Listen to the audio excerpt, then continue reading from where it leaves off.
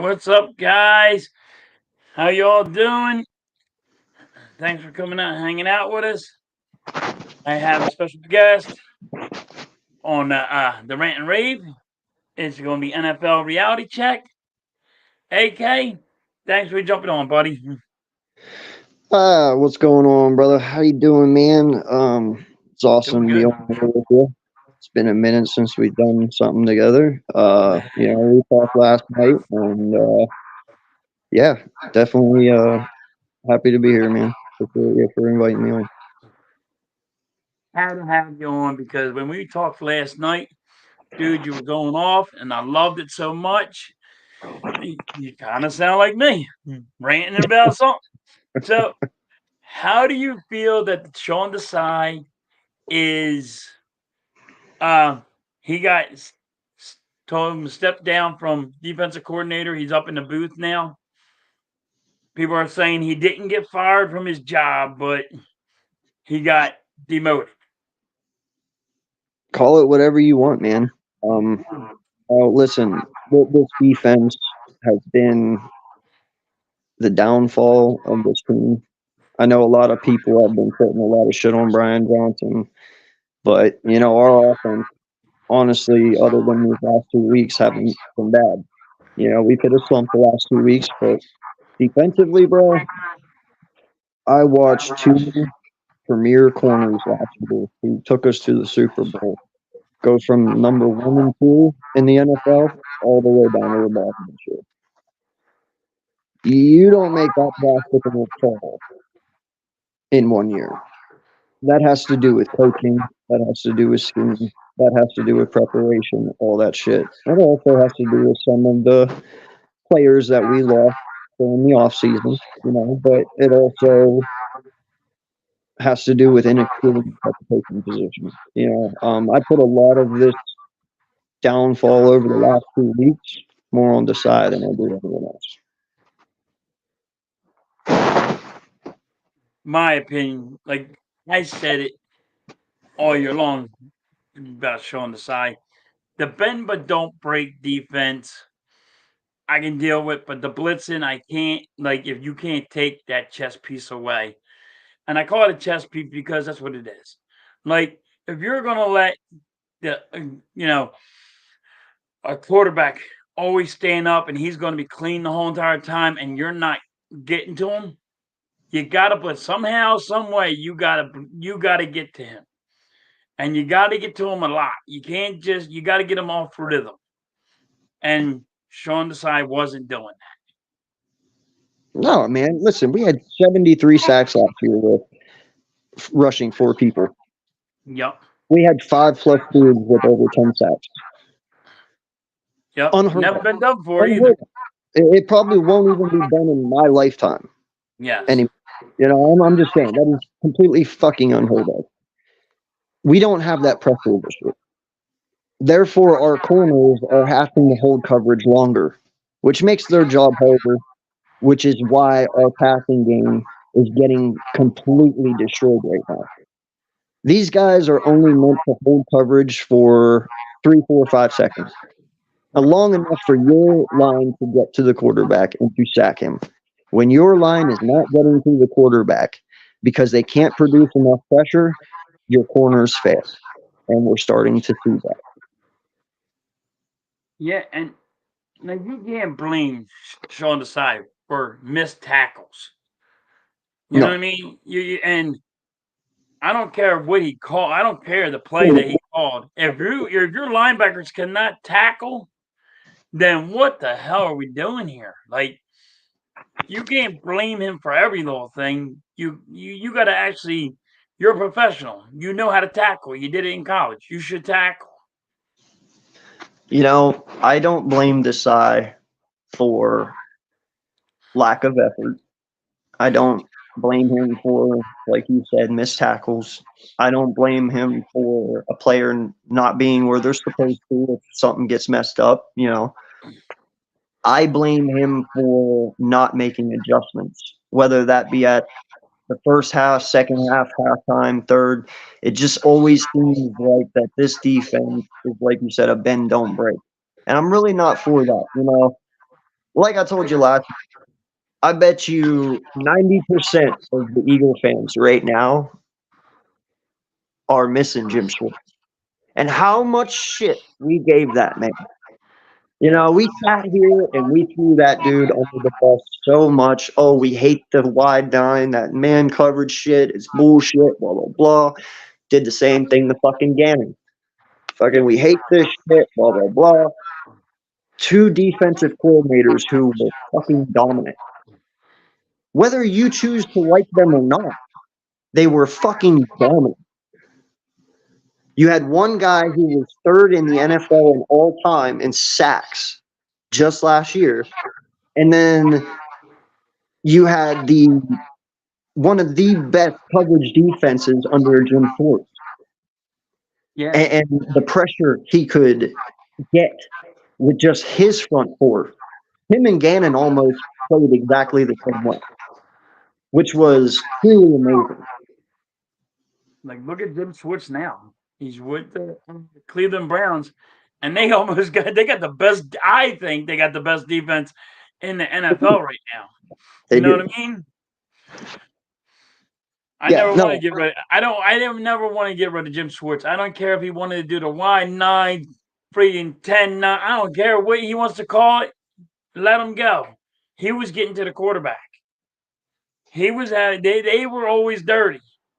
So, but if you're not going to get to your quarterback, that's where I had to draw the line. well, and the other thing that I like about Schwartz too, man, is if you messed up, he let you fucking hear it. He did Right, not got in take your face. bullshit. You know, you ran his system and you ran it the right way. If you didn't, he stopped the play. He yelled at your ass and made you run it till you got it right. Right. You know, there's listen, man. I told you last night. I'm starting to feel that we as Eagle fans are the reason that we are starting to lose good people. You know, I told you last night. If I was Jonathan Gannon, I would have lost that Super Bowl for us too. Yep. As much as this fan base put that man down last year, as much as y'all ran your motherfucking mouths about a dude that you know nothing about, that you just see on TV, and he had one of the best defenses in NFL history, and you chased him out of the building and said he sucked. He couldn't do his job right. He wasn't this. He wasn't that. Where's the blitzes? Where's this? Where's that? Motherfucker, I would have lost the Super Bowl for y'all too. The way you put me down, I would have walked in there and been like, hey, he already knew he was getting his Arizona job before the Super Bowl. Remember? We even got a pick for that. We got a pick for He already knew he had his job. So he didn't need to win the fucking Super Bowl to get his job.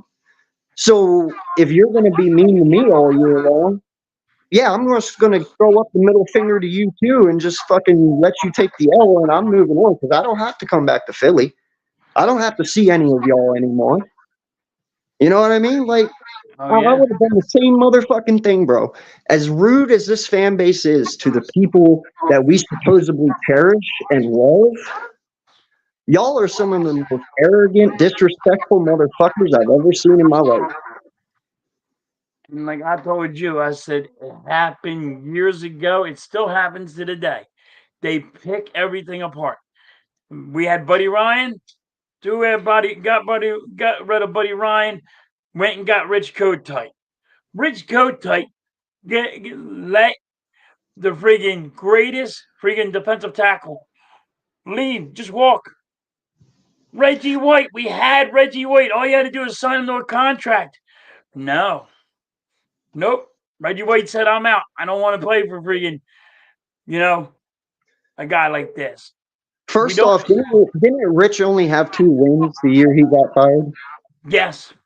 Okay, first off, I'm pretty sure Nick is at 10-3. Yes. 10 Don't and 3. ever fucking put, Rich don't ever Kotite. put, yeah, don't ever put Rich and Nick in the same fucking conversation. That is probably the most disrespectful shit I've ever fucking heard. And Yeah. once again, you know, dude, we we chased out coordinators who were the first people to fucking win us a goddamn Super Bowl. Yeah. The How only people to win us a Super Bowl, and we fucking chased them out. Yeah, the year, well, the next year they like you're gone. Like, dude, it took me 50 years to watch this goddamn team win a Super Bowl, and the guy that wins you the Super Bowl, you're already getting rid of him. That dude normally gets a 5-year extension. He got fired.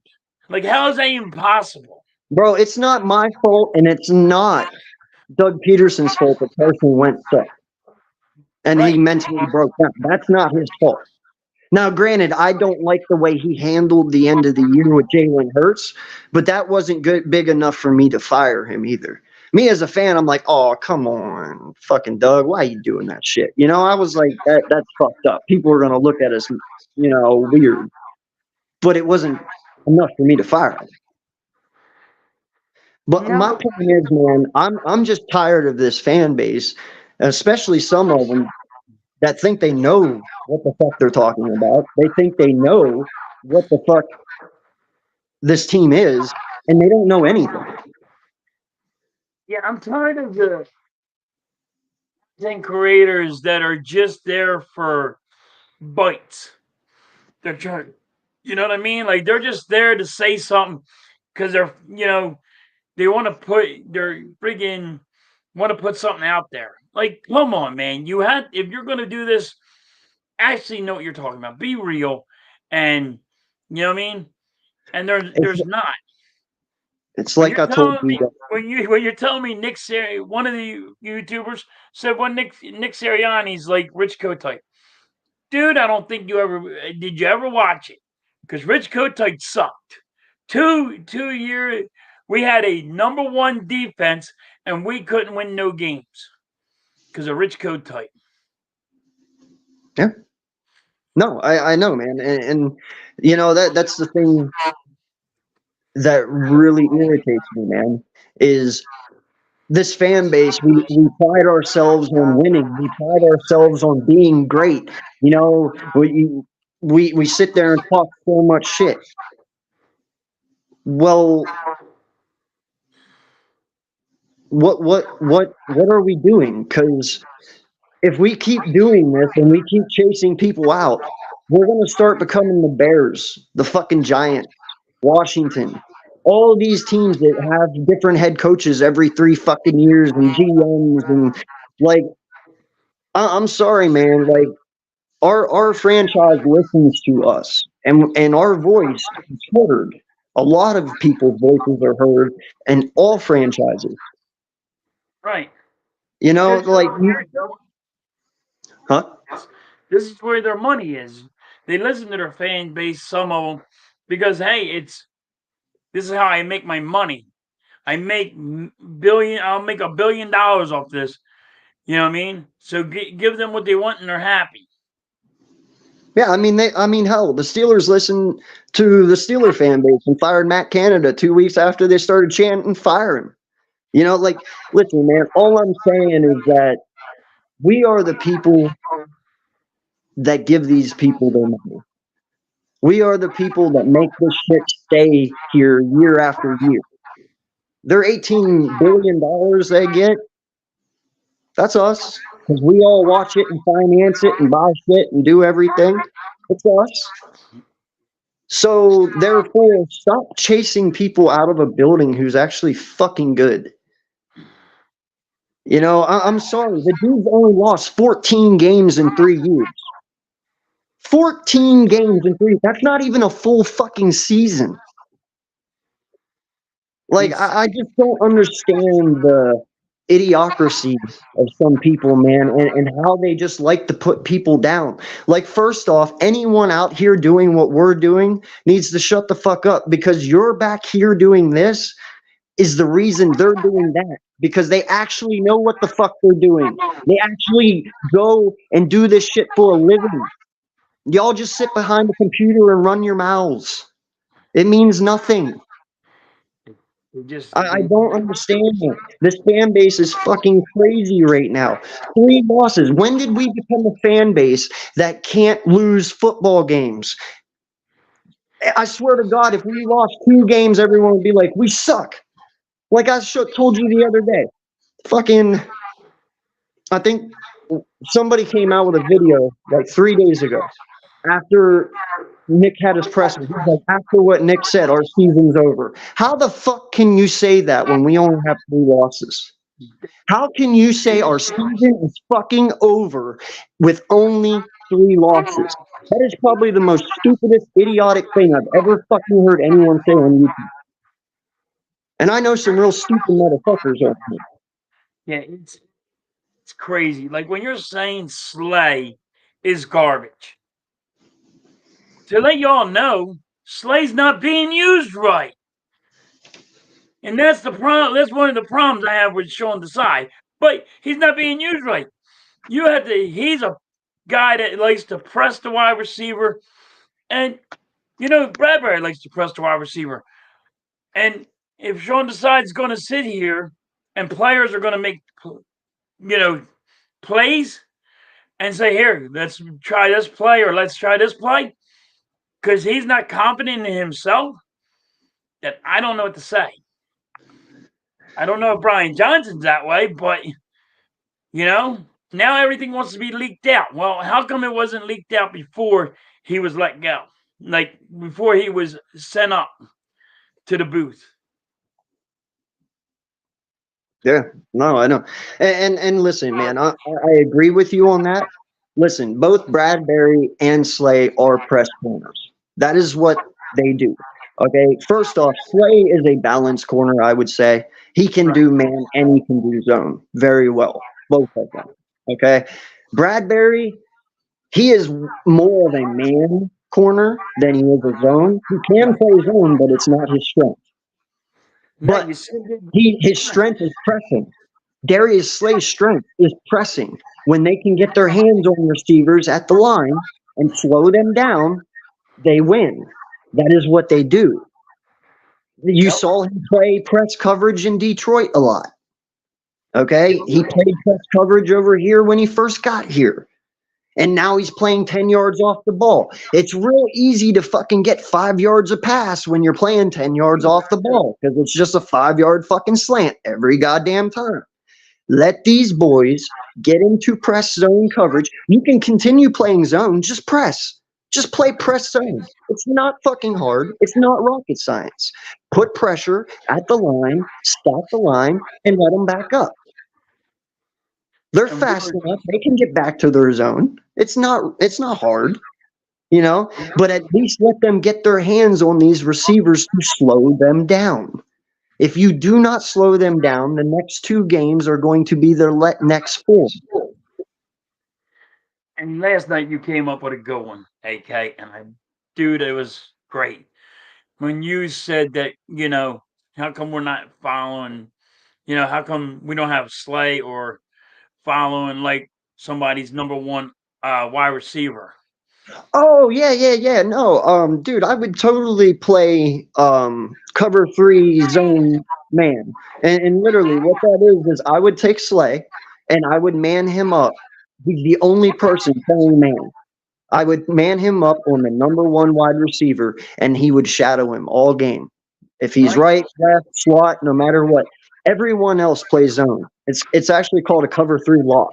And your middle linebacker plays a spy. Now there is some games you won't have to play the spy, but there is some that you do have to. And what I'm saying is if you play a cover 3 lock, you have your best corner locked up on their best route runner and best receiver, and everybody else plays zone.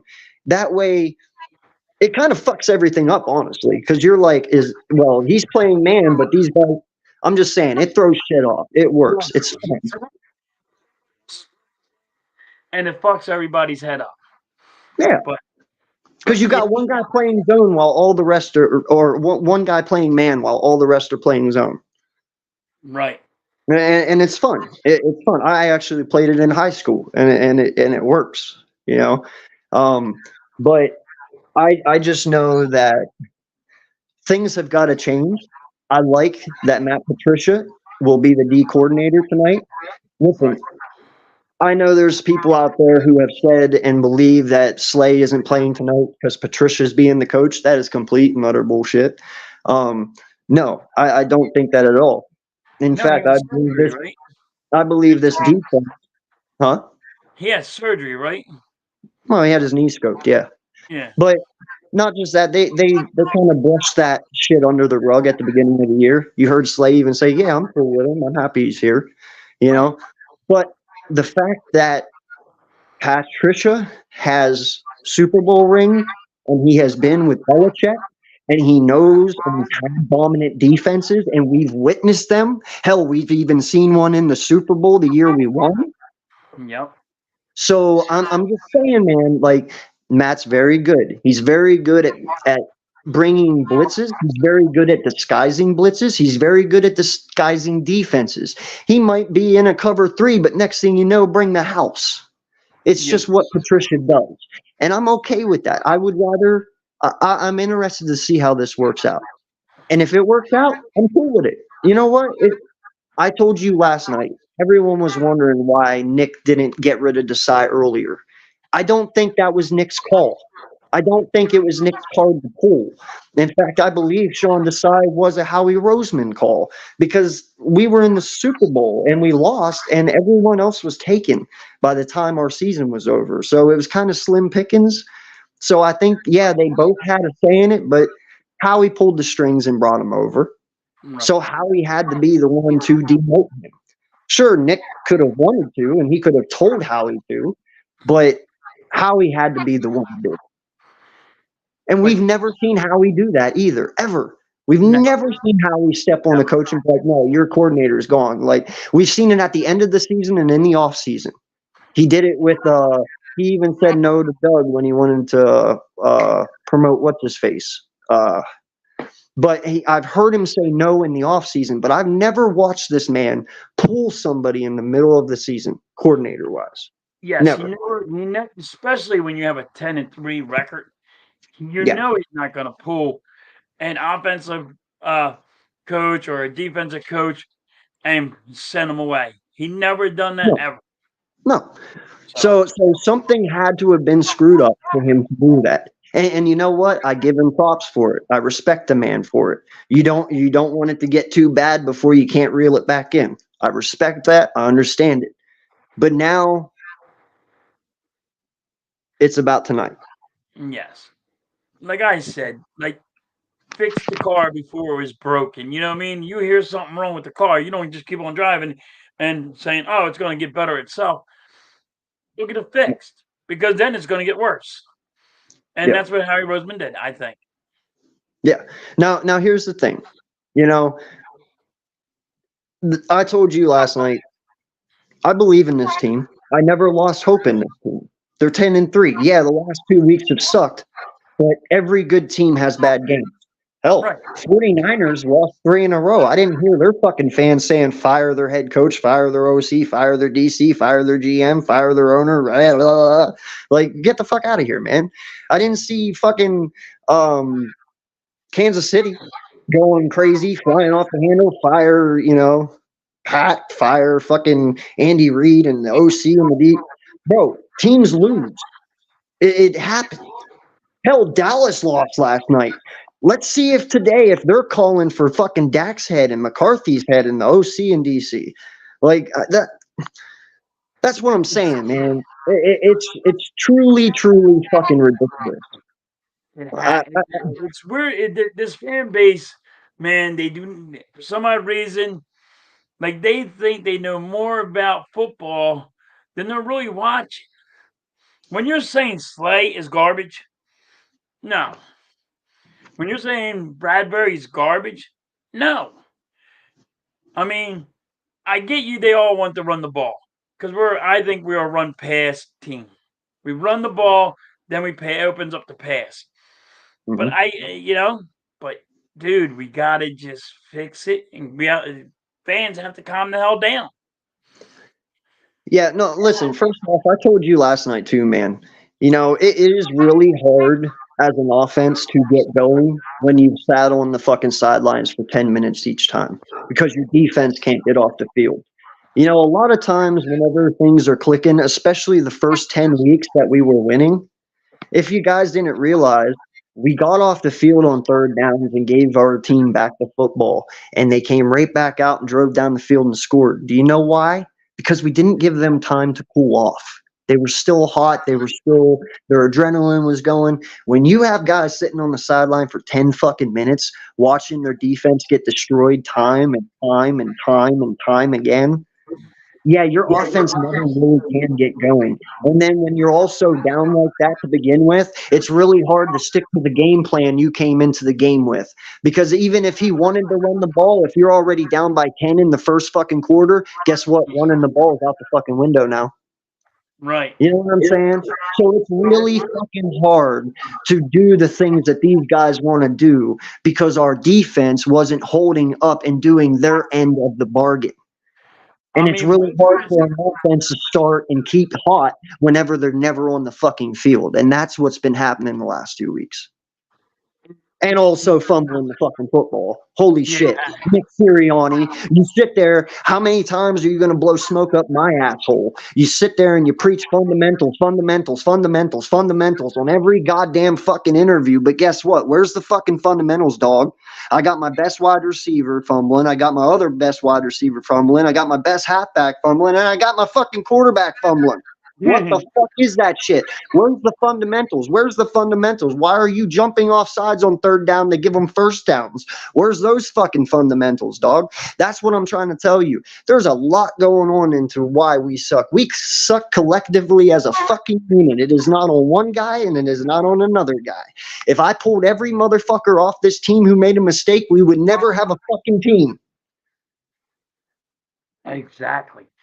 Like we were number one in stopping the run, and these past couple of weeks, we've been getting ran over like we fucking have the worst defense in the league.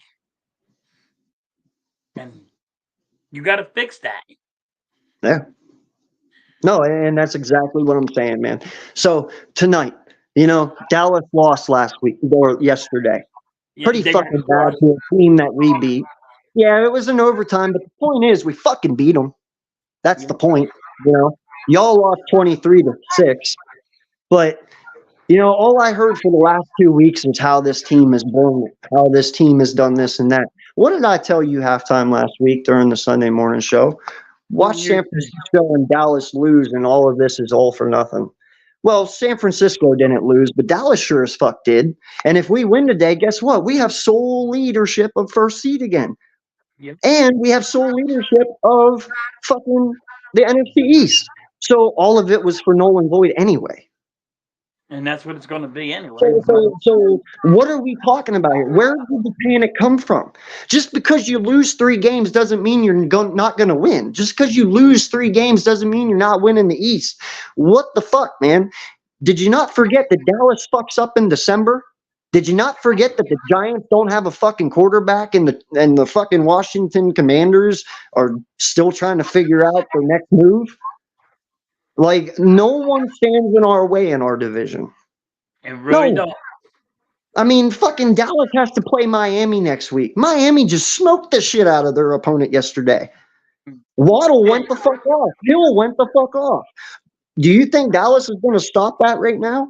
I don't. And if they lose again next week, but the cheetah didn't even play. Yeah, the cheetah wasn't even there. It was all Waddle. He was hurt. That's my point. And that's my point, man. Like, we sit here and we fucking hit the panic button on 3 fucking losses. Motherfucker, they lose too. They can lose too. Yep. And they're going to. Hell, they just lost to the Bills. Is Miami not better than the Bills? I think so. So I don't know. I don't get why everybody pushes that button, but I can't.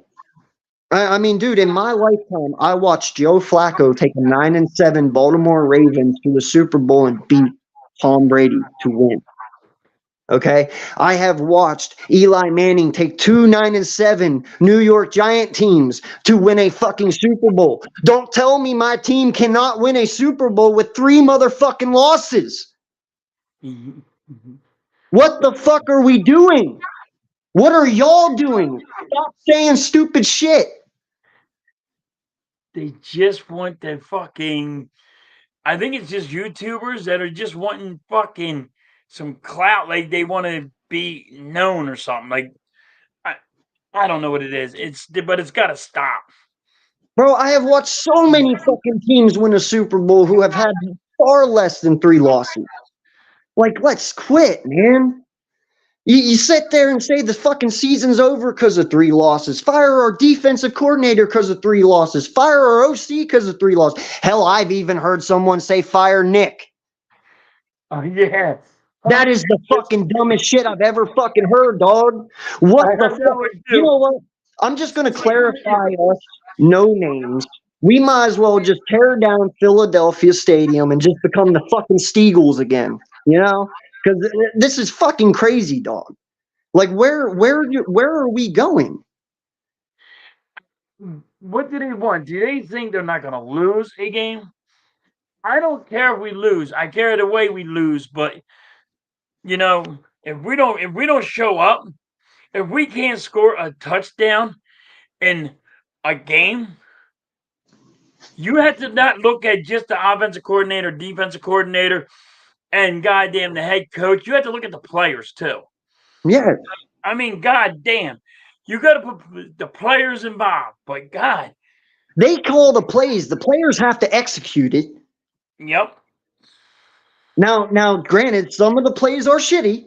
We will give you that, 100%. You know, some of our plays are questionable and head scratching and fucked up. But they're winning somehow. You we're, know, we're, we still sneak away. We're sneaking away with wins. my But my again, my whole thing is, man, is we only got one Super Bowl. We've right. only started winning since 2000. Okay, so anyone who thinks that they think they know or assume that they know truly know nothing. Hell, I don't even know everything. I just go by what I know and how I feel, and because I know the game and I pay attention to it, and I fucking study it, and I have 3 fucking games going at one time every goddamn Sunday, and I watch every fucking player from every team. I mean, people wonder, and halftime you've asked me all the time, how do you know? Because I fucking do this shit for a living, dog. I don't fucking have to work. I sit here all day long and I study football from the time I fucking wake up till the time I go to bed. I have seen our coaches. I have seen bad coaches coach this team. I have seen good coaches coach this team. Everyone in this franchise should know what a bad coach is and a good coach is because we've had both of them. And if I you see. sit here for 1 second and think that Nick Sirianni or any of these people are bad coaches, you're fucking crazy. I You're see. not. I, You I can't see win from the 10 worst. games halftime. You can't win 10 games if you are a shitty fucking coach. No, no, you can't win 10 games with and say you got a shitty coach. No, it doesn't work that way. Your coach is doing right, and when you call him Rich Kotite, dude, I am losing total respect for you. If When you that's the call case, freaking Nick Sean, hey, Sirianni Rich Kotite, if that's the case halftime, Staley would still have a fucking job. you ain't fucking lying, dude. Like, Because as far as I'm concerned, the Chargers have a really good fucking team and they should be around 9, 10 wins themselves. But yet they only have 4. because their coach And they sucked. have all the talent in the world over there, but they have a shitty fucking coach. Well, now they don't. They have no coach, but you know what I'm saying. They were Well, shit yeah, because of their coach. they Our were team is because really of the coach, good, and everybody was like, finally they got rid of the coach. They wanted to right? get rid of the coach last year in the playoffs when they lost. Yeah, it's Now, sad they waited till him. It's sad they waited for him to hang up 60 points to fire him. Like they should have done that long ago. But that's my point, though. You have a very good team with a shitty coach, and everyone knew it was a shitty fucking coach that was holding that team back. Okay, now you have a really good team and supposedly shitty coaches, but we have 10 wins, huh? yep. No, you have good coaches. Now, you might not like your D coordinator. Hell, I don't even like him. All right. I think he sucks. I think he's the issue. I don't think Brian is. I don't think Nick is. I don't think Howie is. Hell, I don't even really think many of the players are. I think Sean Desai is the fucking problem. And once the problem's fixed, you'll see us get back to that 10-win team that we were. But that will be proven tonight if that is the case, because, like we said, Matt's on the sideline tonight, not Sean. And here So if comes the that is the big case, But my whole point is, you know what? This whole fan base just freaked out for no fucking reason. Right. I would rather, you know what? Who cares? We lost to the Niners. First off, do you not know the Niners were holding that load all off season and up until that fucking game? They wanted that game. They wanted to beat us for last year. All that Yeah. momentum was all because of last year. Guess what? They have it. They got it. Congratulations. But guess what, motherfuckers? That wasn't the one that fucking mattered. I don't care about that win. They can have that regular season win. Hell, Dallas can have that win. This team is going to stomp a mud hole in them when it matters most. And that's what I fucking care about. I don't give a shit if this team goes 12-4 in the regular season. They win when it matters most. You ain't going to hear a fucking word out of me. You're going to hear me call for heads when they don't fucking win. But why sit here and do it now when you don't even know what the outcome is yet? You don't know what this team's going to do. You don't know if they're going to go to the Super Bowl. You don't know if they're a first round exit. But until then, shut the fuck up and let the people do their job. And we had the same we had the same wins as we had last year. But nobody was saying fire anybody when we were 10-3. Just Gannon. Just Gannon. It's always the Just Gannon. defensive coordinator Just for some Gannon. reason. It's always the D coordinator for some reason. Always. I think now, and maybe this is what it is. I'm just gonna guess. Or is it because you don't see like a Brian Dawkins, the big hitting, the chip on their shoulder, where they're in their face saying, "Get," that's me. I have that mentality. Like I want them to regret every fucking yard that they get. I want you to smack them in the mouth every time. But Can't do that, bro. We'll have flags every fucking down, man. Can't do that no more. There'll yeah, be you can't do penalties every time. My thing is, man, I'm with you. I'm 100% with you. I want a team that is deadly and won't take no shit. But you know what? I don't need you asked the question, and so I'm going to answer. You say, what is it? What do we want? I Yeah. don't fucking know what we want, dog, because half of this fan base don't know what the fuck they want. I don't know whether I should give you a blitzing DC or a fucking zone or a man or a fucking. I don't know. Like no one knows. This fan base doesn't even know how to wipe their ass. It seems like half the time. I'm confused. Do you want coaches who can win, or do you want coaches like the Giants? Do you want coaches like Kansas City, or do you want coaches like the Giants? I have no fucking idea what we're doing. I have no idea what this fan base wants. All I want is another Lombardi and this team to keep winning. That is all I want. They can lose. It's okay to fucking lose. In fact, them losing these last two games might have been an eye opener and light a fire under their ass to send them all the way to the fucking Super Bowl. But you guys sitting here saying, oh, this team sucks and blah, blah, blah. And they're hearing it. I wonder if they're really going to try to get us to a fucking Super Bowl now, considering that you just called our two best corners on this team complete trash cans. Do you think they're going to want to take you to a Super Bowl and win and go in a parade to hear you root for them? Fuck no. I wouldn't. I would put my middle finger up to that city and be like, fuck y'all then. Have fun sitting at home while you watch everybody else in the playoffs. I'll go somewhere where they do want me. Like, that's what I'm saying, man. People need to understand their voice, their actions have repercussions. Even though we are fans and we're on here talking shit, these people see that shit. And then that shit gets to them. And me as a human, even though they're celebrities and they're millionaires and they make so much money, they're still fucking human. And guess what? If I heard you talk about me the way you talk about them, I wouldn't even fucking be here. In fact, I'd be like, bro, I ain't even dressing. I'm not getting out on that field for these fucking people. Like, I'm telling you, bro, very fucking disrespectful, man. Very disrespectful. I am so upset with this fan base, bro. So upset. I thought I took us to be a lot better than what we're acting. And I took us you to said it be last night. You said it last night about Andy Reid. Like Everybody said he Yes, was washed up. chase that motherfucker out the goddamn building. Oh, that fat white old dude can't fucking coach a game no more. He ain't got it. He ain't got this. He ain't got that. He doesn't know what he's doing. Motherfucker went on the KC to win another 100 games and 3 Super Bowls. Or sorry, 2. My bad. Oh, And wait, he's is it and 2? he's make the playoffs again, and he ain't got a wide receiver that can catch a fucking football. Yeah, but He y'all got really. guys that came from Walmart on the field, and they can't even catch a football. Yeah, so this fan base chased Andy Reid out of town. Yep. Smart decision. Yeah. Now Chip Kelly, that was a smart one. We all got that one right. We can pat Yeah. ourselves on the back for that one. But we chased Doug out of town.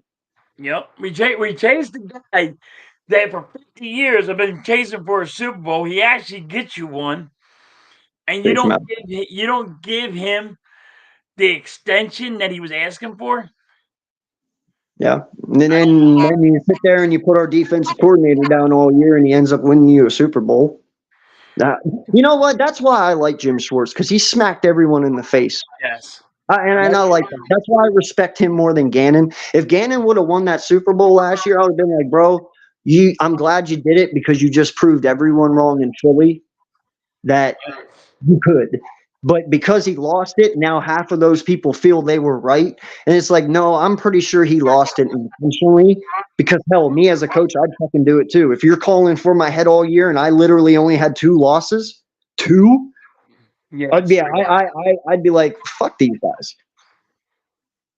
Dude, your actions have repercussions. Like I said, even though we're fans, you might not think your voice is heard. It's fucking heard. So when you say shit like this and it gets back to them, you wonder why this fan base is the most hated. Because you hate on people so fucking much and you don't even give them a chance. Exactly. And you know what's funny too is the people hating on these motherfuckers are the ones who don't know football or what the fuck they're talking about. And I'm sorry if there's any content creators out there right now who are my friends calling for their heads. Yes, I'm talking about you too. You don't know what the fuck you're talking about. Because any motherfucker that would sit up there on a live right now calling for the heads of any of these coaches after 3 fucking losses is a stupid idiot. And I'm not afraid to say it. In fact, it needs to be said more, a la that's why I'm NFL reality check. And I'd say this for any fucking team, not just my own. No. You saying that made me say, because I did call for their heads, because I said from Jump Street, and I was the only one to say it, that they're not going to be good. I don't think there's going to be a good defensive coordinator or a good offensive coordinator. But Brian Johnson still can change if he just changes up a little bit. I don't like the play calling of the defense. Let's see if they can fix it now. See, but that's the difference between Brian and Desai. Brian Johnson is still raw. He's a young guy. He's only been an OC in fucking Florida and he was actually Kyle Trask's OC. The only reason Kyle Trask was even talked about that fucking year. Okay. Yep. Uh-oh. Only been one. But it could have been 2. But he's raw. And now this is his first time in the NFL being an offensive play caller. I'm sorry, but as far as I know, NCAA and the NFL are 2 complete different fucking monsters. It is. I'm okay with giving Brian Johnson some time to learn, because every defensive coordinator Brian Johnson went up against this year so far has been experienced. Right. He's not. And he's not. So he has to take some lumps. But Desai has had a head coach or a defensive coaching job in Chicago, and he had one in Seattle. He has experience. The excuses are not there for him. I can give it to Johnson. Now, if Johnson comes out next year and looks the same exact way, then I'm going to be saying something, because it's like, bro, you obviously didn't take the offseason to learn your mistakes. But right now, being a first-year guy, a rookie, first time in the NFL at least, okay, I will take your lumps. Desai has no leg to stand on though. He has experience. He has experience, and if you're not gonna put your guys in the right position, that's that is my beef on Sean Desai. You're not gonna put your guys in the right position, but you know where he has to be. You don't even know where the players should be. You know what I mean? Yeah. And when the players are helping you call plays, that's a problem to me. You know, Yeah. I'm telling you now, if our offense leaks out that we had to help Brian Johnson, that help him with the play calling, wouldn't you want him gone? Did you say players? Yes. Players were helping Sean Desai make plays Yeah. and call plays. Only If Brian for now. Johnson, Listen. Hold on. Now you asked me the Brian Johnson thing. right? The only reason that I will say okay to a point with Brian is because some of these players have played in this league that is on our offense for a while. A few of our linemen have been here for 14 years. Yeah, So them giving him tips as a rookie OC to me only betters him and gets him to learn faster. So I'm okay with the offense giving Brian Johnson tips on certain things because it is a learning process for him. But not calling plays. Like you want to give the guy tips on, hey, whenever we line up, the block is going to come this way instead of this way, right. or you want to give him certain things on how to set things up that you see as a player. That's what you're supposed to do. They're supposed to call plays and set it up so it matches your ability to get the best out of you. And that's where the communication comes in. That's why players and coaches talk all the time because they should tell the coaches what they're seeing out on the field because the coaches can't see what the players see and the players can't see what the coaches see because they're two different views. One's on the sideline, one's in the game. You got to communicate. So I'm okay with that. But as for calling fucking plays, why do we have a defensive coordinator then? Just send my defense out there and let them fucking play and let's see what happens. You know what I mean? Like, no, that's dumb as shit. Is Yeah, Hurts playing tonight? I hope. I don't know. I haven't heard nothing yet. I hope he is. I don't know if Jalen Hurts is playing tonight. He's questionable. It is a game time decision. But hey, there's a lot of players that played with the flu that had their best game. Yeah, Jalen Hurts. Jalen Hurts, Brett 6 weeks Favre. ago, I think it was. Well, 6 weeks ago, didn't Jalen play sick? And he had one of his best games of the year. Yeah, I think he had 300 and 98 yards and 3 touchdowns. that's what it was, 98. I thought it was Yeah, 378, but yeah, whatever. Either or, but still, yeah, 378, 98, and 3 tutties. Dude, that's yeah. the best he's Three played all touchdowns. year, and Yep. he was sick. Yeah. So that's great. So don't just because he's got the flu, don't think he can't play. He can play. They say he's most Well, likely going to play. I'm going to tell you this right now. If that kid plays tonight and he comes out and does the same shit and gets 398 and like 3 touchdowns, I'm going to request that we have flu shots back in the back and we inject this kid and get him sick every Sunday to play this fucking game. You know what I mean? Like, it's a conspiracy now, dude. Flew him up and put him out there. You're getting the flu, damn it! You're going to get the flu. I got to give it to you. Yeah. So I mean, don't hold this out like it's over for Jalen Hurts because he's sick and he has the flu. He's not going to play. He's going to play. I I have hope. a feeling he's going to play. Listen, man, Jalen, he rubs me as one of those guys. Unless his intestines are falling out of his body, he will be out there on Sunday. Unless he's puking up his heart and lungs, he'll be out there on Sunday. You know what I mean? Like, it's going to take like a Mack truck to stop that kid. So, we'll see. Now, I had a question for you Hmm. about tonight's game. Yeah. Now, we had a conversation on Sunday morning, and you said that you got to watch the game to find out if you got trust in them again.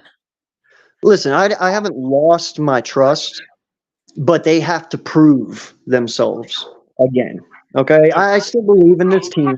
I still believe that they are very capable of doing what we all think that they are capable of. But you have to prove it now. You've had 2 weeks, and one loss was fine. I understand that. Two losses, especially the Dallas one, and only putting up 6 points, that rubbed me wrong. Really That rubbed did. me wrong. But like I said, every good team has bad games. Even the Niners lost three in a row, and now look at them. So yeah, I just really feel like all bad. Everybody's bad games came at the beginning of the year. You saw the 49ers having their slump. There's been a couple other teams Detroit went through a slump in the mid. Green Bay started at the beginning. We're just hitting ours right at the end of our season, and it sucks. But you got to realize too, man, we played 3 games in 15 days. And in those 3 games, they were powerhouse fucking games. Kansas City, Buffalo, Dallas, 49ers. 4 back-to-back fucking games, but 3 of them in 15 days. Did you ever just not think that our team is just fucking tired?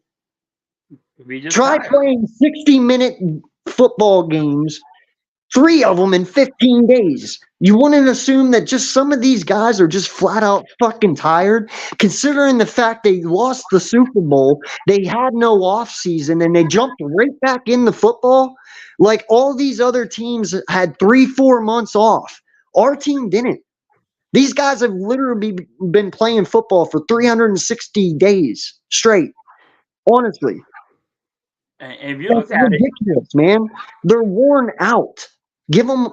They just need to get through these last 4 games, get the first round bye, and get that break, and we will be fine, man. This team has just been put through the ringer here these last half of the month.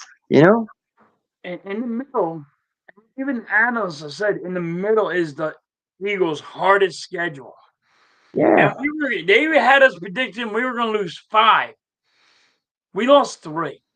Shit, dude. Out of our last 4, Don't, people don't had get us me wrong, losing we lost 2. 1 to the Jets, and I'm still pissed off from that one.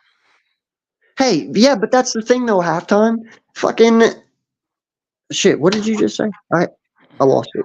I said we had the 5. We Oh yeah, in the middle of it, the analysts said we were going to lose 5 yeah, games, and dude. we only lost 3. I had friends of mine that are on here, like Adam. Me and Adam talk damn near every day. Everyone knows that. Adam looked at me and said, "Bro, you're going to win 2 of your next 4, at least." I said, "Bro, we're going to win all 4. If not, we're dropping 1, maybe 1." I was right. We weren't dropping 2. We weren't dropping 3, and we ain't dropping 5. We dropped 1. I was not worried about Buffalo. I wasn't worried about Kansas City. Kansas City is not the beast they were last year. They have Kansas 3 City can't Nelson get the football. Bro, they have 3 Nelson Aguilars on their fucking team. Yep. Okay? Like, they're not going anywhere. All right? I wasn't worried about Buffalo. Buffalo has the Madden curse. And secondly, if McDermott better get fired at the end of this year. Terrible, terrible job over there in Buffalo. But they're not even really that much of a threat to me. They weren't even whenever, people asked me about them. I wasn't really worried about San Francisco either, but like I said, blah blah blah. And Dallas, listen, that's an NFC game, man. That is an NFC East game. I don't care if Dallas came in with 0 wins. You know that they were going to give us a hell. They were gonna. They were gonna Yep. give us hell. The Giants are going to give us hell these next 2 games we play them, and they only got 4 wins. But they're going to play their asses off because we're the Eagles and it's our division, and that's how we play one another. Doesn't mean you suck. No, they circle our name and saying this is the team that we must beat. Yeah. And that's what I'm saying, man. The NFC East plays hard all the fucking time. Okay, I don't take away losses in NFC East games.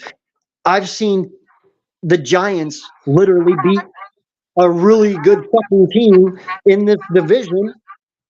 We'll say they beat Dallas one year when they only had like 2 wins, dude, and Dallas was at like 10. You know, we do that. Hell, us as Eagles, we have beaten the Giants with little fucking wins when you guys have been doing good. You know, it's just how we play one another, man. These games are tough. They're grimy. That's why we're on Christmas Day. You know, like NFC East games are legendary for hard hits and rough play. That is what we do, man. And I'm okay with it. But I don't walk away from these games even thinking though too that the season's over because that's how we play, man. You know, look, they played and they stomped the mud hole in us, and then they go out and slam a fucking 3 point or 6 points down last night. Man, they really wanted to beat us. They really did. And that's why they did. But they don't want to beat them. They didn't care about them. They thought they could just walk in and they were better, so they just walk out with a W. Well, they didn't. They got a mud hole stomped on them. Buffalo beat the shit out of them. Yeah, they were upset. Dallas was upset last night. Yeah, and they So, should be. But and you I said, don't see any of them falling you for did anyone. you did say watch Dallas lose, and this is all for nothing. Yep. And I was like, damn, this dude's gonna be right again. This is Bro, why. it hurt me. It hurt me yesterday to pick Tampa. And oh man, by the way, Tampa won. Yep, Tampa won. I picked Tampa. I'm like, I don't know. I got Tampa on this one, but I didn't want to pick Tampa. But I'm like, Yeah, I wanted Green Bay in that one. I was praying I was wrong, but I wasn't. I'm right. No, I was wrong on the Dallas one. I chose Dallas to win. Probably shouldn't have done that. Maybe, hey, maybe that's why they lost. Maybe me choosing them made them lose. I'll have to think of that one. I don't know. I chose the Giants to win. Yeah, I chose the Giants to win, and they lost. Yeah. Almighty, don't sit here and say we're going to lose. Get your own team together first, boy. Oh, come on, Almighty. Shit. Get your own team together, man. So, what do you need to see tonight from the Eagles? Aggressiveness, man. Aggression. Just show me meanness. Show me that these last 2 weeks weren't a fucking fluke. Come out here with some fire behind your ears and pin it back and fucking flog the log, bro. Like, don't hold anything back. I want to see you pressure in the backfield every fucking play. I want to see my corner. I want to see all these corners, whoever it may be. I'm pretty sure Bradbury's going to be one, but whoever it is, bro, lock these bitches down. Show me you're mad. Show me you want it. Show me what you haven't shown me the last 2 weeks that you showed me the first 10 weeks. You know, that's what I want to see. I just want to see this team get back to putting 28 points back up on the board and holding teams to 17. That is what I want, man. Just show me you can get through a whole football game without a problem. I need to see some tackling. Not And blaming the listen, coaches. I need tackling. I need to see not fucking fumbling on the fucking 10 yard on their 10 yard line and saying, "Up, we just called up the ball again. Up, we yep, called up the ball again. Up, we called up," and they're your number one guys. Like, come on. yep. Well, and that's the thing too, man. I told you yesterday, this is not a guaranteed win. This team is fucking No. nasty. All right. Yeah, they don't have their quarterback, but they got 3 dominant wide receivers and DK, Lockett, and Jackson Smith. All right. They have 2 stellar halfbacks. They have a good O line. They're not great, but they're good. And they got a good defensive line. They got 2 stellar corners. They have good safeties. They have Bobby Wagner back at linebacker. Fucking, I'm telling you, dog, this is a game you can fucking lose and easy. If this offense of the Seattle Seahawks torches my corners, it is fucking over, bro. I don't know who's going to stop DK. I don't know who the fuck's going to stop Lockett, and I don't know who the fuck's going to stop Jackson Smith-Njigba. Now I know I'm not worried about our run game that much as yet. We'll see after tonight, but I'm not worried. Just show me intensity, man. Just show me the will to win, the drive to. Dude, just show Show me me a what you haven't showed the last 2 weeks. That's all I can say, man. show me a little bit of blitzing where the freaking quarterback ain't fucking just standing up there picking us apart like fucking, he's picking a goddamn tomato. You know what I mean? Yeah, Like, just put pressure on these wide receivers. You have to play press coverage. You can still play zone, just press. yes. I mean, my And God. hopefully that goes a long way. It really does. But I got the Eagles on this one. And like I think they're gonna play with a chip on their shoulder. I think they've been hearing all this negativity right now. And the Eagles players are like, all right, we're not playing like we should be. We actually need to get our head out of our ass and let's go dominate this one. And like you said, it's going to be a hard one. We haven't beat Seattle in Seattle for what, 12 years? It's been since '08. We have not won in Seattle since 2008. Even longer. Yeah. So, I mean, we don't win in Seattle. We it's the air. People blame the air, but some people blame the 12th man. But this is where you got to get your head out your ass. It's time to dominate. It's time to get the wake up call. Time for us to run the fucking ball with our number one running back and not some fumbling lying shithead. No, I agree with you, man. Run the fucking ball. Okay. Lately, we've been a pass team instead of a run team. Not sure where that's coming from, but whatever. All I'm saying is that when you run the ball, you force their safeties to come down to stack the box and put 8 men in it to stop the run. And whenever they do that, you take the ball and you throw it over their fucking heads. It's not rocket science. It's not hard. It's very simple, actually. Okay? That's what you do. When you sit there and you throw the ball 40 times a game and only run 6, what do you think they're doing? Oh, we're playing cover 3, cover 4 all fucking game and not sending anyone because guess what? We can do that because you're not running. We know you're not running. So what are we worried about? They don't load the box. We don't do shit. They just play zone coverage and back everyone off. So you run the ball, force them to bring them down. When they bring them down, you go over top. It's very easy. If you can't figure it out, just go play Madden. It will really, really instruct you on how everything fucking works. It's not hard. Okay? Like, show a little bit of creativity in this shit. Show me some fucking end around. Show me some fucking movement. Stop just lining up and hiking the ball. Give me some fucking trick plays. Like, holy fuck. I don't know, man. Stop being so vanilla. Get your heads out your asses.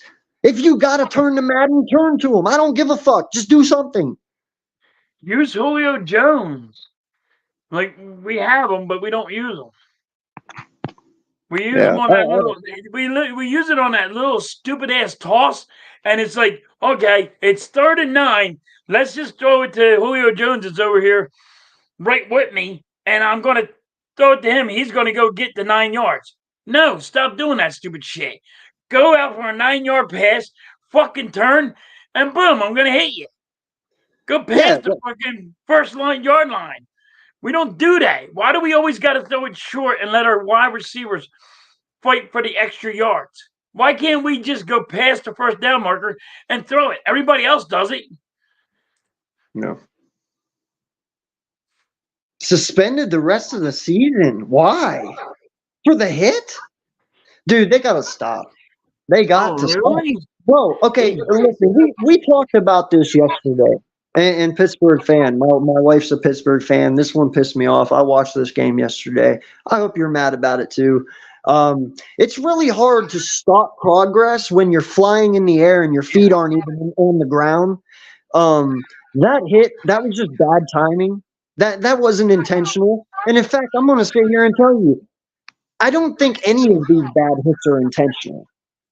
He's not You know, Superman. He can't do you fly know up how in the air many? and say, "Oh, wait from me." Do you know, bro? Do you know how many times I have watched games and I've seen the defender go in low and the fucking ball carrier lowers his head even lower and he gets a flag for helmet to helmet? Like, Yeah, bro, stop. It's not the defender's fault that he went lower. You can't. You got to stop calling flags on stupid shit. That one with Kazi, bro, he was laid out in midair, head to yeah, he toe. was, He he was was, his he was belly was great. towards the ground. He was diving, and I forget who it was he hit. Was it But, Michael Pitt or something one. No, I don't know. Anyway, for the Colts? whoever he hit. Oh, it was Pittman Jr. Yeah, Pittman was in the air too. they're He both in the dove. air. They So they were went, both they in the collided like air. a fucking truck. I want to know how the NFL has a solution to stop motherfuckers from flying in the air. Stop forward progress. How? I'm flying through the fucking air. They both dove at the same time. It was a freak accident that fucking happened. It wasn't anything he could control or Pittman could control. In fact, if you ask Pittman today, are you mad at Kazee for it? He'd be like, honestly, bro, I didn't even know he was there till after the hit, and I probably don't blame him. He's Right, 'cause taken I hits was like in the that air. before. I was in the air. He was in the air. Like, oh, Dude, they gotta stop this shit. Or you either stop calling this stupid shit or just turn it to flag football, because I'm tired of this shit. Like, that, can we hit people or can't we? Is this tackle football or is it not? but that's another thing. The refs had to be more accountable on the fucking calls that they have. You I've need been to find watching them. some. I've been watching some badass calls from the refs, and then you're gonna find Andy Reid. You're gonna find coaches. You're gonna find quarterback. Whoever's say call. Now we're gonna find them, but you're not gonna hold the refs for the bad call. Find the fucking refs. Find them for bad calls. There's no reason that you can't find them. Do the refs work for you? Yes, they do. Do these Yep. coaches work for you? Yes, they do. Do you find these coaches and players? Yes. So why the fuck don't you find these refs for making stupid calls? If you can find everyone else, you can find their asses too. Everyone says, well, they don't make enough money. Then don't make stupid fucking calls to lose your goddamn job. Hell yeah. Yeah, I mean that's one of my pet peeves. I'm like, and when everybody goes, "Oh, you're complaining about the ref. You're complaining about the ref." I'm complaining about a ref. You're not allowed to say nothing to that referee. It doesn't matter if it's what sport it's in. That dude can get you fined, but nothing can happen to him. You Yeah. know, like what the fuck? What are we doing here?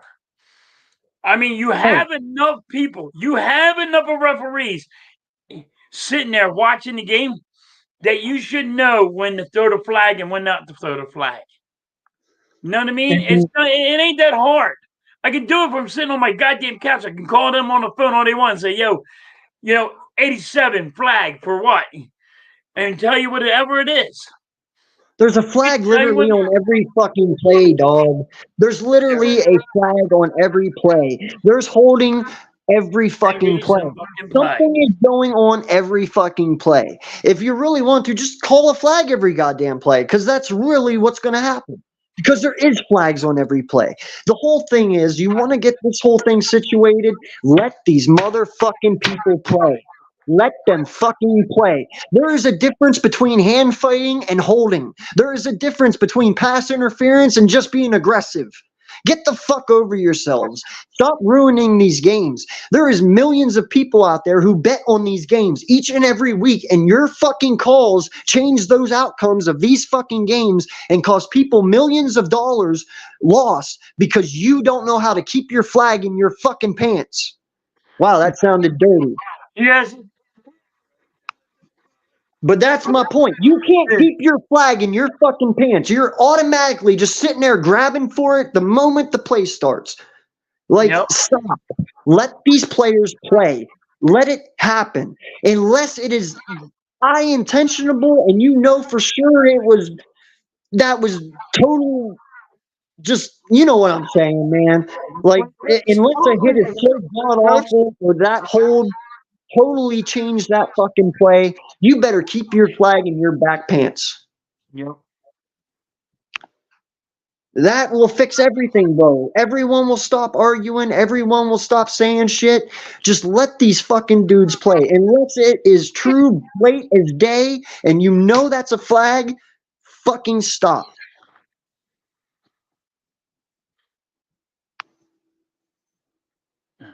So are you doing the game tonight?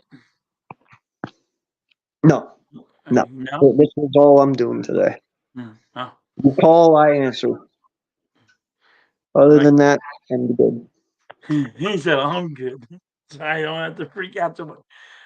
No, dude, I'm telling you right now, man. I can't come back right now. If I did, people would hate me so much. Why? This is the 'Cause- best part. Because no, I know, but truth hurts. Truth fucking hurts. People hate truth. Okay. And I'm sorry. I'm one of those guys. I can't keep names out my mouth. I would start throwing names around because of idiocracy and people being stupid. I'm sorry. Yep. If you're willing to sit up here, go live and say stupid shit, then you are willing enough to sit out there and have somebody put your name out there. But at least back. It's that simple. At And I least can't back do it that, up. man. Huh? I said, at least back it up. Yeah, something, but just to straight up say it because you're on your emotions at the moment, like dog, get off your period. It's all good, you know. We're cool, you know. But everyone just sits there and makes content on emotion and doesn't think about shit. I couldn't believe I was seeing shit after we lose one game and then the second one wanting people to fire our coaches. That's preposterous, dog. Preposterous. It shouldn't have even been said. Never Yep. should have even been a thing.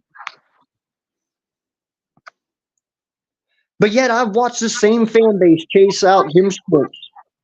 Dude. I've watched the same fan base chase out Jonathan Gannon. And fucking I forget whoever else. You know, like I'm just saying, man, it's one of those things where I'm just tired of fucking people sitting there thinking they know what they're talking about when they really fucking don't. I'm not saying I'm the God's gift to fucking kingdom come and I know everything, but I know a whole hell of a lot more than most people. And it's only because I fucking study this shit and you study this shit. And Yep. secondly, we don't act on our emotions and we actually figure shit out before we go live and say something. That's what you had to do. You had to give people the reasons why you are saying what you're saying. And they're not. They're just going on emotion, like you're saying, emotions. They're trying to, whatever they're doing, and just trying to get that bite. Like for No. instance, everybody that sat there and called for Brian Johnson's head. Does anyone realize that up until the Dallas game or the 49 no, Dallas game, up till the Dallas game when we started our 2-game lose streak, that we were averaging 28 points per game? What did we average last year?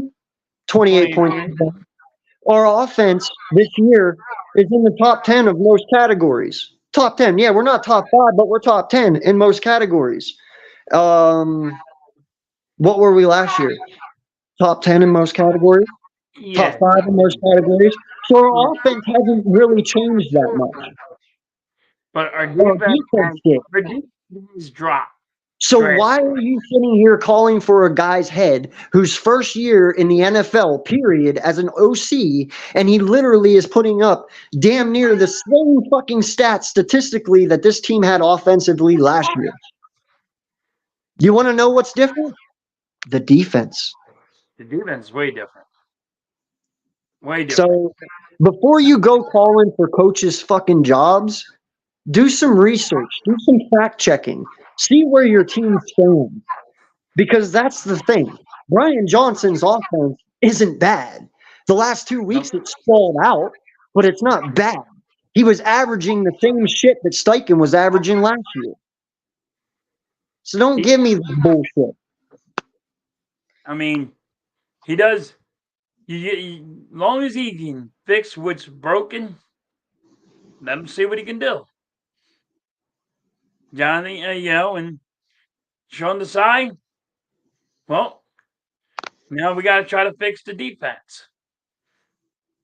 Yeah. I didn't, and like me and you talked. That's how we know how to fix it, but they have to figure out how to fix it. It ain't our decision how to fix it. We just know what's broken. Do you know why I sit here and I cry at night? I cry For what? because I can only imagine what Gannon would be doing with this defense right now. I cry. Yeah. I do. I don't I really mean, cry. I don't cry. That was just all show. I was trying to be funny. right. No, but seriously though, Gannon, dude, do you know? I'd be scared to even see how many sacks Carter would have right now under Gannon. So I was just about to say. I was going to I'm say sorry. how I'm many really sorry, but Jalen Carter would have with this defense. This is why I want Patricia right now. I can't wait to see what Jalen Carter is going to be able to do because he's sitting there. He's been game planning since he got here what he would do with these guys, and oh, that thank you for bringing that up. That was funny as shit last night. I remember you saying that. So what's that? everyone was saying that they're scared because they're going to give Patricia one more week because he's not ready. Dude, Right, he's been here all season. Okay? If you don't think for 1 minute that this dude wasn't on the sideline with a little notepad scribbling notes down here and there through every fucking game and every fucking practice, dude, I guarantee you he already knows the scheme, where players need to go, what players go where. Like, this motherfucker was prepared 4 weeks ago for this shit. I don't know where anyone is coming off saying, oh, well, we'll just have to wait till next week when he's prepared. Dude, the guy's has like what, 5, 6 Super Bowl rings? He's yeah, prepared. I guarantee you he was prepared. He started his shit the moment he walked in this fucking building, just in case something like this happened. You know what I'm saying? yeah. But Like, he's sitting there. he's not just sitting there twiddling his thumbs for the last 12 fucking weeks doing nothing. You He's know? over there sitting, Johnny, like, yo, this is what we have to do, and we're not doing it. Like, I'm prepared. Like, and when you make that move, Thanks, you Blaze. know, freaking that there's something behind the scenes. It ain't like he just got the phone call yesterday and said, tonight you're going to be defensive coordinator. They knew this for the whole fucking week. Dude, he probably knew it last week. Right. And like I said, you didn't bring Matt Patricia in here to be a senior defensive coordinator if you didn't believe Sean Desai had issues to begin with. Okay? You don't do that. You don't bring in a senior defensive coordinator with an experienced coordinator. It just doesn't happen. You don't need one. So Right. obviously Desai was inexperienced anyway, or if he was experienced, he just wasn't that good yet. So they Right. brought Patricia in to try and help coach him up to that level. But instead, he didn't go anywhere. So now Patricia's like, I've just been standing over here waiting for my opportunity, and he got it. He's been prepared for weeks, hell, probably a month. You don't think for a minute that Matt Patricia was standing on the sideline the last 5 weeks going, yeah, that's right, motherfucker. Just keep slipping. Keep slipping. I got my coat on, my shoes on, and I'm ready to step right the fuck in your house as soon as you let the door open. You know what I mean? Matt Patricia could see the defense going downhill. He's a defensive coordinator. It's what he does. You know what I'm saying? Yep. Like, he's drooling at the mouth. Like, how come you got freaking BG here the whole entire time on the field when you have a guy that can get there faster, and you got him sitting on the bench? And I love this comment right here, Blaze. You know what? I know a lot of people, probably Eagle fans, are going to be like, wow, he's really about Matt Patricia. Look at him. No, here's the thing. I believe that there are coaches out there who make great coaches and Right. shitty coordinators. And then I believe there are shitty coordinators out there who make great coaches. If you can't coach, you teach. If you can't teach, you coach. You know what I'm saying? And Matt Patricia brings a he's not a great head coach, but he's a hell of a coordinator. He's a good To defensive coordinator. you know, some people just aren't meant to be head coaches. They can't handle the stress of handling a whole team. Matt went from handling one side of the football to both sides, and I believe that's just too much stress for Matt and some other coaches out there. There is, I mean, Staley, same way. Staley is not a bad OC. He's just a bad head coach because he can't handle both sides of the football. And there's certain coaches like that. There's people who can do it and people who can't. And unfortunately, Matt Patricia is one of those guys who can't. He's a better coordinator than he is a head coach, and there's nothing wrong with that. Not a thing. But we'll have to see what he's going to have a game plan. It's kind of like I was saying, BJ. Like why don't they have him off the bench? And what's that rookie's name? Warren Smith. Yes. How come he's not playing? Like, come on. He can get to him fast. He can get to the goddamn quarterback faster. BG's been struggling, but you know what I mean? Here's the thing, and this is the way I look at that. One, you're not producing sacks anyway. You're not. So if you put Nolan Smith in over BG and put BG as rotation, Nolan Smith runs a 4-3. He runs a 4-3. A defensive end who runs a 4-3. Okay, that's as fast as AJ Brown. Hello. So even if he can't rush the quarterback, if they go to the outside, don't you think he can chase them down and keep them from going upfield? I do. I don't give two shits about sack numbers as long as he holds them where they're at. I told you, man, pressures mean more to me than sacks do. Right. You can only sack the quarterback 4 or 5 times a game, but you can pressure him 90% of the game. Pressures will throw a quarterback's arm off more than sacking him. Sacks are great, but sacks are cherries on cake. Right, but you got to pressure him. He hears defeat.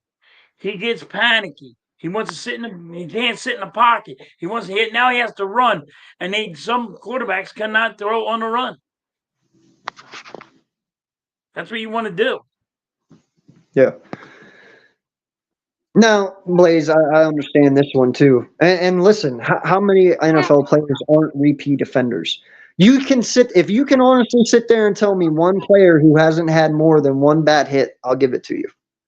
Every defensive player has had a bad hit more than one. Bro, it's football. And I get it. He left his feet. So did the offensive player. So did their wide receiver. Because he was diving for an interception while their receiver was diving for the reception. Or wait, he was diving for an interception while the receiver was diving for a reception. And they collided at the ball. I don't put that on either player. That's just shitty fucking timing. That has nothing to do with one or the other. That has nothing to do.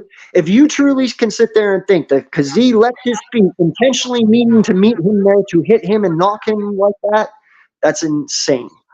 He was playing the ball and they just met at the same time, and it was a shitty thing that fucking happened. And how nobody can see that is beyond me. I don't know how anyone can't see that. It was just a freak accident, just like fucking Hamlin last year when he fucking died on the field. Freak fucking accident. But you can't stop it though. When somebody's in the air and another guy's in the air, you're not going to stop it. What are you? They're not Superman. They can't just go to the ground. It's here. It is. I do. Whenever I stop. I have seen refs make bad calls on good hits. There has been many hits that everyone was like, that's helmet to helmet. And then right after the replay, no, it was actually a shoulder pad. It was a clean fucking hit.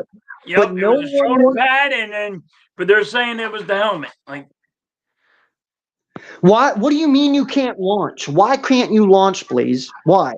Okay, so I never want to see another wide receiver jump off his feet for a ball ever again. Ever. Yeah. If a defender cannot launch for a ball, then neither can a fucking wide receiver. We have to make the playing field even. If defenders cannot launch to go after a ball just because they're afraid to hit a wide receiver, then a wide receiver may no longer leave his feet as well. The playing field has to be even. You can't have one guy who can jump and one guy who can't. That's fucked up. Wow. Yeah, but see, that's what I'm saying. You're saying launch. Launching is different. Launching is launching for a tackle. You can't leave your feet and crack into somebody. He was going for the ball. Different rule. You can launch and leave your feet as a defender to go after the ball. Because guess what? That wide receiver, unless he dove, Pittman, he wasn't catching that ball unless he dove. And guess what? Because he wasn't getting the interception unless he dove. That's my point. He wasn't launching for a tackle. He was launching for the ball. Way different. Way, way, way different. They both were launching for the ball, so you can't. I mean, yeah, because I'm telling you, that ball was out of the hands of both of them. The only reason Pittman caught it was because he jumped for it.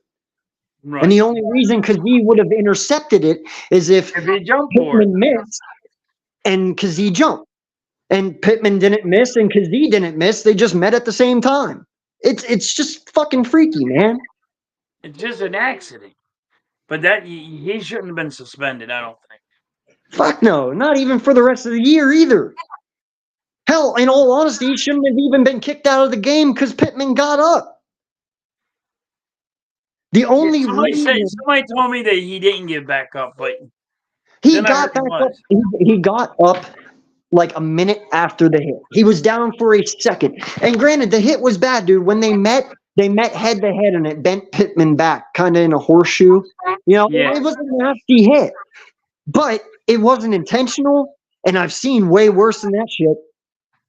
We all see it. But I seen the instant replay, but they all said that he didn't get up. So he didn't get up right away, no, but he walked off the field and he was fine. Oh, okay. Blaze, I hope you're feeling better. I know you weren't feeling too good.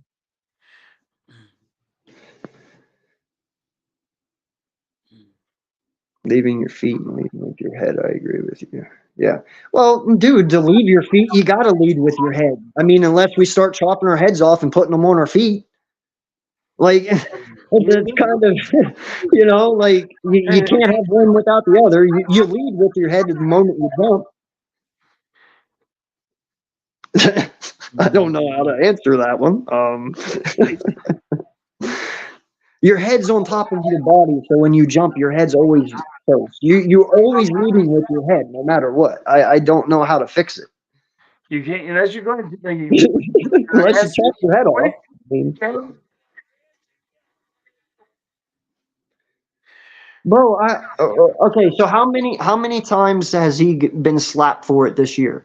Like, is this his fourth time, fifth time? Yeah, but he shouldn't have been suspended. It better be like his fourth time. If you tell me it's his second time, that's still not enough. Like, you can't suspend Kazeez when we had people out here like, oh shit, what's his face from fucking the Bengals, the defensive linebacker that always was injuring people. Fucking what's his face? Oh shit! Somebody in the chat, help me out. I know somebody knows. Oh shit! Him and AB used to go at it all the fucking time. Blaze, I know you know. Fuck. I forget, but yeah, dude was out here pulverizing people just 5 years ago. He never got suspended. Never. Yeah. Never. I mean, there was a lot of people that had a lot of bad hits and didn't get suspended. So that's just wrong. Like, you know what I mean? They're trying to make a point about something. I don't know. Perfect. You remember Perfect, right? Vontaze Burfict, the linebacker for the Bengals, the guy that was always out here doing stupid shit, injuring people. Yeah, he never got in trouble for it. He always got fined. He never got suspended, and he never fucking missed a year for it. Yeah. And he did way worse shit than anything I've seen all year so far. Ain't that the dude that used to go for the knees? Um, Yeah, he's also the one that the throw was thrown on the right side of the field, and he's over there on the left twisting the ankle of the fucking wide receiver guy. I yes. forget. Yeah, I think it was like AB or fucking Heath Miller or something that game they did it to. But I was like, but he's out here trying to intentionally hurt Hurt people. somebody. And I didn't see him getting fined or suspended. So why are we doing it to these people? Sue, he's trying to hurt people. Huh? Sue, Dominic Sue. Oh yeah, no, dude, he put his cleat in somebody's fucking leg. Well, I Like, mean, he would just step on people. Like, now he come on, did get suspended for that. He did miss the rest of the game for that. I will say that. And he did get fined. just got fined for it. But But no, man, this game though, aggression tonight. This is not this is a game that we can easily lose. I hate saying it, but it is the truth. You know, we can easily lose this game tonight. They have the defense to beat us and they have the offense to beat us. Yes, their starting quarterback is not playing, but I told you yesterday, Drew Lock did not look bad, but he didn't look great. He was functional last week in that offense. And that's all they need. They have the weapons, they have the coach. Pete Carroll is an amazing fucking head coach. So don't take this team lightly. We can easily lose this shit. like, I agree with you. I just totally agree with you on that. Like, I mean, if you let him stand up and not get sacked, or you're not putting pressure on him, then you need to fucking. This is where and you're gonna let him pick you apart, and we don't need that. The blitzing, you know, pressing on the wide receivers, fucking tackle. I don't know what the problem is with the tackling, and you Yeah. can't put that on coaches. Tackle. You've been doing it since you were in college. What the hell? Now you all of a sudden don't know how to tackle a guy? And that's one of the big problems. Let's see if they all change it tonight. Well, listen, man, I've never in my life thought I'd ever sit here and say this, but I'm going to say it now. I'm actually happy that Matt's taken over tonight. And for once, I want to see the Bill Belichick defense in in Midnight Green. I want to see what Pat can do here. I want to see if he can turn my defense into these championship defenses that have been known in New England for the last 10 years that he was there. You know, I know Pat knows what he's doing. I know he knows how to call a defensive game. Even though we might not like him, we know he's a good defensive coordinator. He is a good D coordinator. Shitty head coach, good coordinator. Yeah. But I want to see if he can make it. I want to see if he can change this around. If he changes this shit around in one game, I better never see the side on my sideline ever again. Now, I'm hoping that he unleashes Jalen Carter. People want Jordan Davis to be have sacks. He's not. Stop. That's not his. That's not his game. He's a run. He stops the run. Need Jalen Okay, Carter first off, to first off, go first off, after that. if anybody needs credit for JD, it's me. I was on Yeah. JD well. I was on JD well before anybody in Eagles were. I was on him while he was still in fucking Georgia. I said that if he comes here, he will be the heir to Fletcher Cox.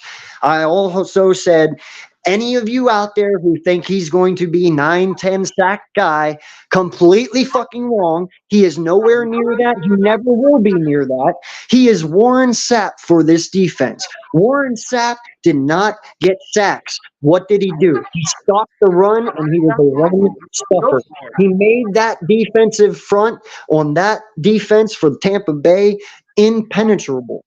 And that is what JD does here. He stands straight up and he doesn't fucking move. He is the new Warren Sapp of football. That is what he's here for. He is not here to produce sacks. If any of you think that JD is here to produce sacks, you do not know him. Okay, that is not what he's here to do. I'm telling you, he will get sacks. He has 2 this year. He might get 4 all year long. He will never be a double-digit sack guy. That's not what he does. He is a run stuffer. Now, Jalen And Carter, anyone who knows Jalen that, Carter, but you unleash him. oh no, that's not a pause, bro. I was on that shit like Donkey Kong. Yeah, he said it from Jump Street. I remember, like he was adamant about friggin' People, JJ. He was people, people out there in the YouTube universe just took my thunder from them. that happens a lot to you. And not just that, bro, but I also was on Lindy Enzone's podcast that night for the draft. And when we moved up one spot, I looked at him and I said, "Hey, Lindy, guess who that is?" He's like, "We got JD." I was like, "Fucking told you." And if you don't believe me, go look up Lindy Enzo's channel, go back to the draft, and it'll even be right there. Yeah, I don't so get credit and I don't fucking care, honestly, bro. I just love doing this shit and talking with my boys and hanging out with my friends. So yep. don't give me the credit. I don't care. I gave you the credit because I remember talking to you about it. You're like, dude, JD all the way. We're getting him. We're getting him. You named it. I'm like, I wasn't even thinking of him, and I'm like, really? He's gonna drop? Because nobody was thinking he was gonna drop that far. Nope. Didn't Hey, we it's get him? okay, man. We got him at like 17, right? 18? No, no, no, no, no, no, no. You got JD at 10. Oh Or no, we no, no, moved up. no. It That's was right. We no, moved no, up. no. Sorry. It was either 11 or 12. I think we were 12th and we moved up to 11th, or we were 11th and moved up to 10th. One of the two. It's been 2 years. I can't remember that far back, but Right. it was in there. And all I'm saying is Hmm. it is just funny, man. There's so much shit that I have said that other people have taken credit for, and it's not even funny. And it's okay; they can have it because you know what? That means people watch me, they listen to what I say, and they obviously can't think of it for themselves, so they steal my shit and you know get credit for it, and that's fine. Have it, because guess what? I'll always come up with new shit to get my credit. I'll always, bro. I promise you, next year I'll have something, and that shit'll get taken over. It's cool. I'm fine with it. Yeah. It happens all the time. I don't know why they do it, but like, come up with your own shit. I mean, shit. I called Jordan Davis. I called Sam, or Jordan Love. I called Sam Howell. I fucking called the Giants season this year. And you I called Tampa Bay. I called fucking Green Bay's whole entire season. How many more times do I got to be right before motherfuckers just start listening? called Mike Evans. I called yes. If Well, Mike Evans could get 1,000-yard season out of fucking Baker Mayfield. you Well, said you said he's a silent fucking number one. Now you don't know why he ain't getting his credit, but if he gets over 1,000 yards with Baker Mayfield, and everybody knows Baker Mayfield ain't that good, he goes. I'm like, wait a minute, I but I bro, always you thought, know this makes 11 straight seasons now. 11 straight. yes, Not I love him even straight. not even Randy Moss or Jerry Rice has fucking done that. And now they want to get rid of him. How the hell you I'll want to get take him. rid of Mike Evans? I'll take him. Send him here. I'll take him. Go Send ahead. him here with Billy. I'll take him. Okay. I'll take him. Dude, he will be the best 50-50 baller you've ever seen on this fucking team. You Hell think, yeah. listen, I love AJ Brown and his contested catches, but there is no contested catch with Mike Evans. None. None. Oh, he's money. Listen, I know people were going to give me shit. And halftime, what did I say? People were going to say shit about Sam Howell. I understand he got benched, but you know what? His franchise is also very fucking dysfunctional. And you know what? For what the kid had to work with the coach he had, now I respect the hell out of Ron, but Ron hasn't really been doing that great the last few years.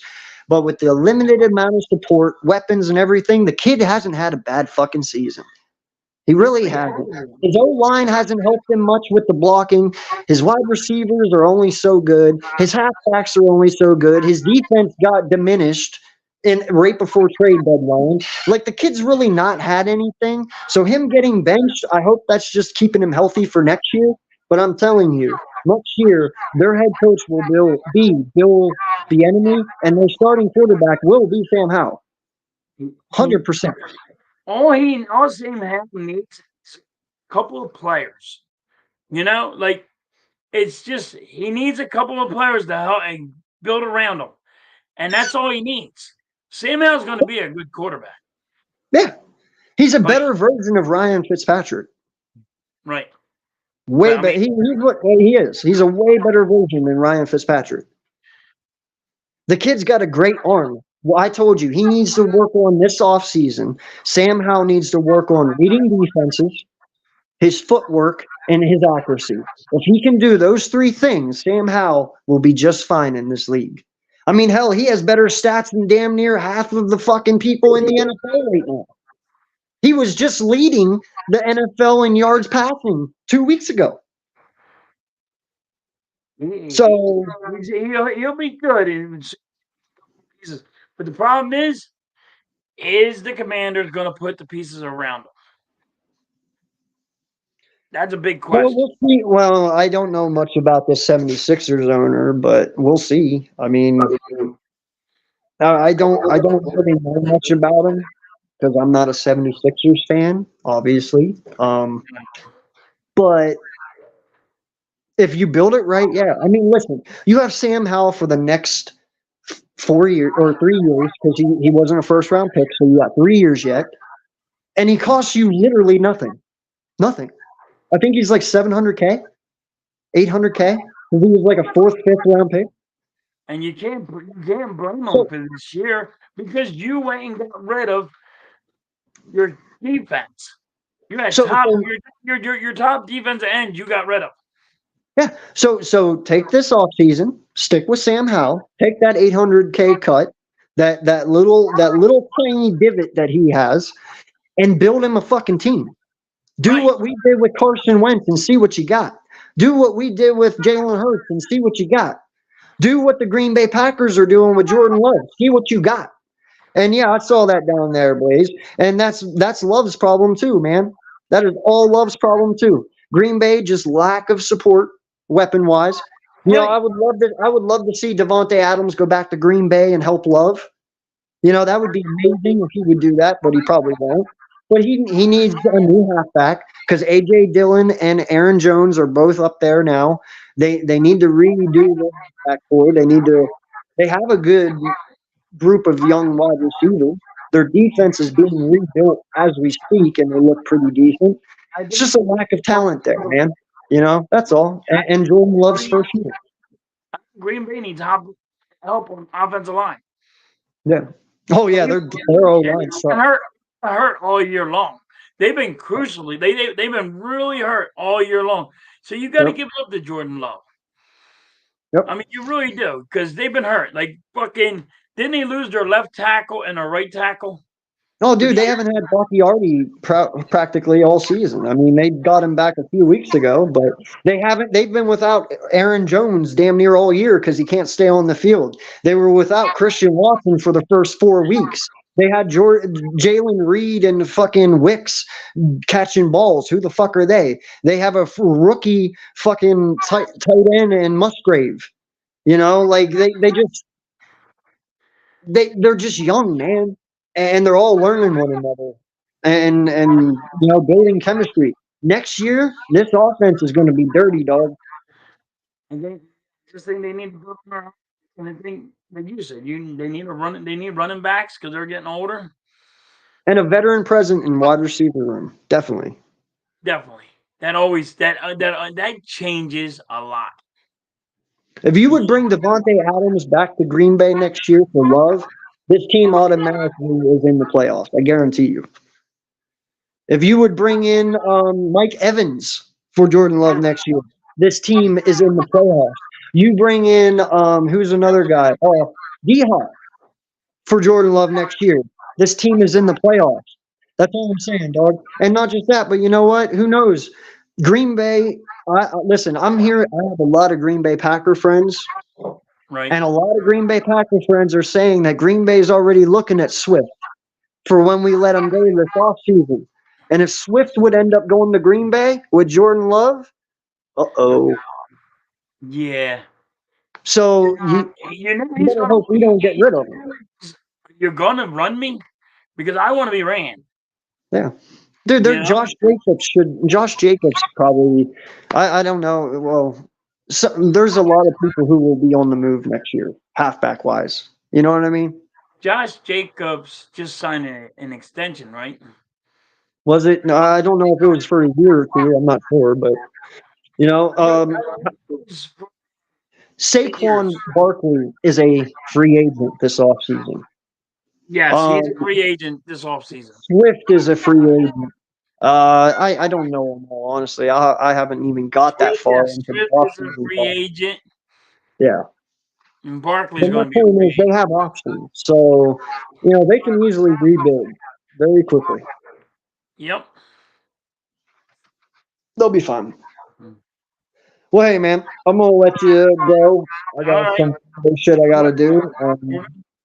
Enjoy the rest of your rant and rave.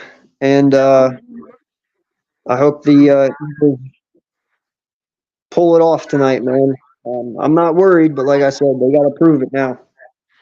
Yeah, I'm going to here. Thanks for being in the chat. And we're going to get ready to watch the Eagles game. I got to get ready for that tonight. And we're all catch you guys on a rebound. We're Yes, out of sir. here. Appreciate you. Oh, end stream.